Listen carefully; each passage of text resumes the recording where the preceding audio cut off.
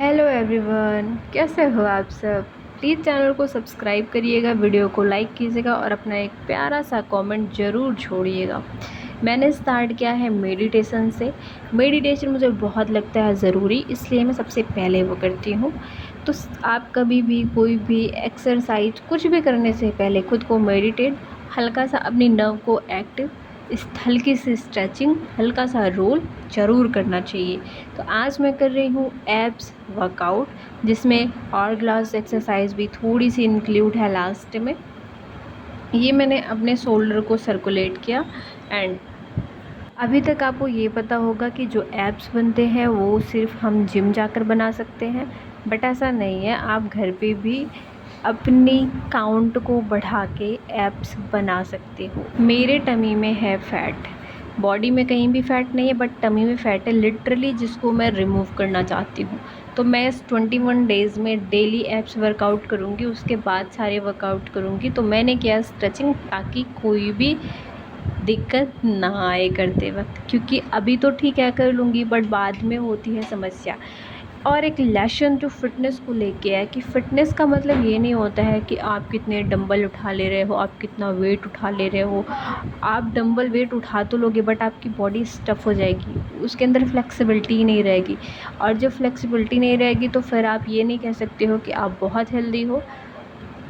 Fit होने का मतलब होता है कि आप अपने काम कर पाते हो कि नहीं, आप मेंटली क्वाइट हो कि नहीं, आपको मेंटल पीस है कि नहीं, आप पॉजिटिव हो कि नहीं, आप जो खाना खा रहे हो वो डाइजेस्ट हो रहा है कि नहीं, आप ज़मीन पे उठ के अपने आप बिना किसी सहारे के खड़े हो जा रहे हो कि नहीं।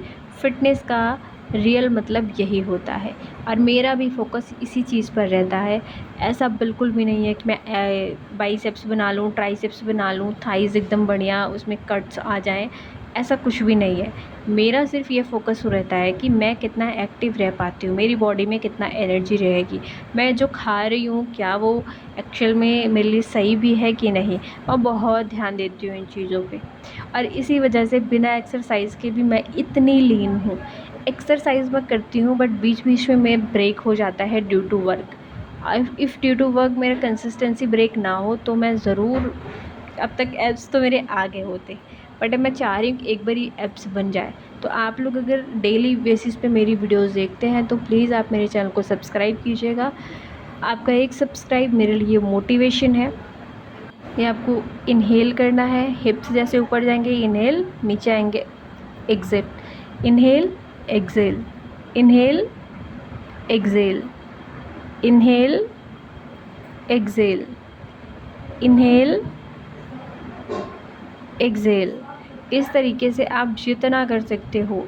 अभी तक मैं बहुत लिमिटेड काउंट तक कर रही थी, अब मैं उतना कर रही हूँ कि ताकि हल्का सा पेन मुझे रिलाइव हो, हल्का सा पेन मैं समझ पाऊँ कि पेन आ रहा है, तब मैं एक्सरसाइज रोक रही हूँ, क्योंकि मुझे सच में एब्स बनाने हैं।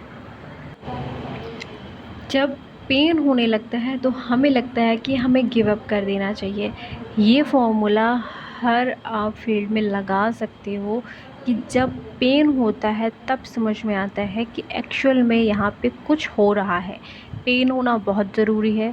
अगर पेन नहीं होगा तो आपके अंदर जो प्रॉब्लम है आप उसे भी नहीं ठीक कर पाओगे। अगर पेन नहीं होगा तो आप ये भी नहीं समझ पाओगे कि हमारी बॉडी बन रही है या फिर नहीं बन रही है। ये पोजीशन में आना है आपको, अपने हैंड्स को हेड पे ले जाना है, पीछे से टक करना है, एक हाथ दूसरे हाथ से टक करके उसके प्रेशर देना है, अपनी गर्दन को उठाना है, अपने टमी के साइड लेके आना रहता है। अब इसमें क्या होता है कि आप 5 टाइम या 6 टाइम कर लोगे, या 10 टाइम आपने अगर कर भी लिया तो बहुत ज़्यादा पेन होता है, वो हमें बर्दाश्त करना होता है। इसलिए मैं आज जैसे ऐप की एक्सरसाइज कर रही हूँ, तो कल मैं अपर बॉडी करूँगी, या मैं लोअर बॉडी करूँगी, या मैं रोल कर लूँगी, बट मैं कंटिन्यूअस वे पे कुछ भी एक्सरसाइज नहीं करती हूँ, जस्ट बिकॉज ऑफ पेन। ये एक्सरसाइज करने से होता है, जो साइड में फैट होता है वो रिमूव होता है, साइड में भी एब्स आते हैं, हमारे फ्लैक्स बनते हैं। तो ये एक्सरसाइज करनी चाहिए। और हाँ, फ्लेक्सिबिलिटी भी इससे आती है। आपको इनहेल करना है, exhale, inhale, exhale, inhale, exhale, inhale, exhale. इस प्रोसेस में आपको ये कंप्लीट करना है और दोनों साइड, एक बार left side, next time right side, left side और right side, left side, right side. आप एक्सरसाइज करने से पहले ये डैम श्योर करें कि आप एटलीस्ट 1 से 1.5 लीटर पानी यानी 1 to ½ लीटर पानी पी लें, ताकि जो बॉडी है वो हाइड्रेट रहे। बीच में आप रिलैक्स कर सकते हैं 10 सेकंड, 15 सेकंड, उससे ज़्यादा नहीं। हमें बॉडी को रिलैक्स नहीं करना है। अपने पैर को एक सीधा फैलाएं, एक को फोल्ड करें, अपने हैंड को, जिस पैर को फैला रहे हैं सीधा, उसके अपोजिट हैंड को आपने करना है, फैला लेना है। एक को अपने सर के पास लेके जाना है, उसके बाद जिस पैर को आप मोड़े हैं उसको खींचना है आगे की तरफ, यानी जिस तरफ आपका टमी है उस तरफ आपको खींचना है। आप जितनी बार ये कर सकते हैं उतनी बार करिए। आपको ये एक्सेल करना है, inhale, exhale, inhale, exhale, inhale, exhale. इससे हमारे बॉडी में जो अकड़न होती है वो हटती है। और दूसरा, साइड में ब्रेस्ट के नीचे भी हमारे फैट होता है, तो वो फैट रिमूव होता है इस प्रोसेस से। आप डेली बेसिस पे करेंगे तो आप देखेंगे कि धीरे धीरे धीरे धीरे बिल्कुल फ्लैट होती चीज़ें चली जाएंगी। Inhale, exhale, inhale, exhale, inhale, exhale. Same दूसरी साइड भी ये प्रोसेस आपको करनी है। ये डैम श्योर करें कि आप जो भी एक्सरसाइज करेंगे दोनों साइड से वो बराबर काउंट में होनी चाहिए, वरना एक साइड बॉडी ज़्यादा बनेगी, एक साइड कम बनेगी। ये भी करना है आपको, अपने हैंड को पूरा पीछे ले जाना है, फिर आगे लाना है, पीछे ले जाना है, आगे लाना है। इस पोर्शन में आप लेट सकते हैं। यहाँ पे exhale, inhale, exhale, inhale, exhale, inhale, Excel.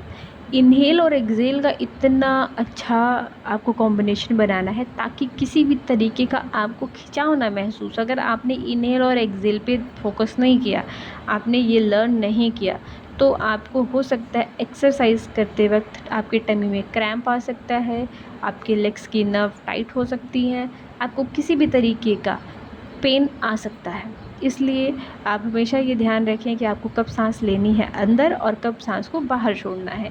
ये हॉर ग्लास एक्सरसाइज है, बट ये टमी के लिए भी है। आपको अगर अपने बॉडी पे फैट ना इकट्ठा करके मसल गेन करना है, ये मसल गेन एक्सरसाइज है, आप इसे समझ सकते हो।